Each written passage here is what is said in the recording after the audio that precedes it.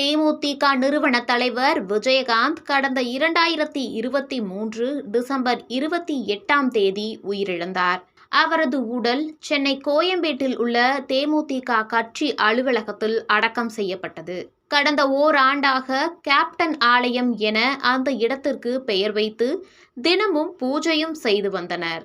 இந்த நிலையில் விஜயகாந்தின் 1ஆம் ஆண்டு நினைவு நாளை முன்னிட்டு குரு பூஜையாக நடத்த அக்கட்சியினர் முடிவெடுத்துள்ளனர். இந்த நிகழ்வில் பங்கேற்க தமிழகத்தில் உள்ள அனைத்து கட்சியை சேர்ந்த தலைவர்களுக்கும் நிர்வாகிகளுக்கும் தேமுதிக சார்பில் நேரில் சென்று அழைப்பு விடுக்கப்பட்டு வருகிறது.